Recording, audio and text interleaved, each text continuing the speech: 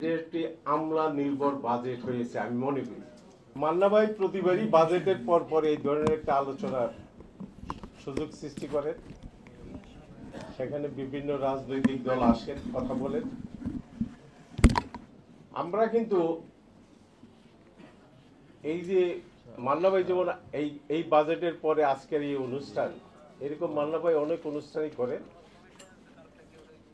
সেটা আমরা আপনাদের মাঝে যারা আসি বাজেটের ভালো দিক খারাপ দিক সবগুলো নিয়েই আমরা আপনাদের সামনে তুলে ধরার চেষ্টা করি। মিডিয়ার ভাই বোনরাও আপনারা সেটা তুলে ধরার চেষ্টা করেন জনগণের সামনে, কারণ আপনারাই একমাত্র বাহন জনগণের সঙ্গে জনগণের সামনে এগুলো উপস্থাপন করার। যাই হোক, আমি এই বাজেটটিকে দেশের পরিস্থিতি নিয়ে আমি পরে কথা বলবো। আমি গতকালকে আমার দেশ আমার জন্মস্থান জামালপুর থেকে ঢাকায় এসেছি গতকাল। এগুলো নিয়ে আমি পরে আলোচনা করব। বাজেট নিয়ে আমি কথা বলতে চাচ্ছি।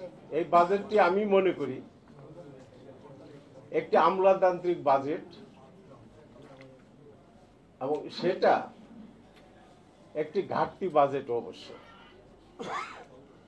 এই বাজেটটি টোটালি আমলাদের উপর নির্ভর করে।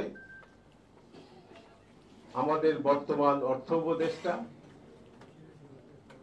এই পরিস্থিতিতে দেশের একটা পট পরিবর্তনের পরে তারা ৮ লক্ষ কোটি টাকার একটা বাজেট উপস্থাপন করেছেন দেশের সামনে জনগণের উদ্দেশ্যে। এই বাজেটের বিভিন্ন দিক নিয়ে আলোচনা করার মতো দিক আছে, কিন্তু এই বাজেটটি এত তড়িঘড়ি করে, অবশ্য সময়ের স্বল্পতার কারণেই আমলাদের উপর বেশি নির্ভর করা হয়েছে। এটা একটি আমলা নির্ভর বাজেট হয়েছে আমি মনে করি, এবং আমাদের দল এটাই মনে করে। এখানে আমি প্রথমেই বলবো, শিক্ষার ক্ষেত্রে যে শিক্ষা খাতে যে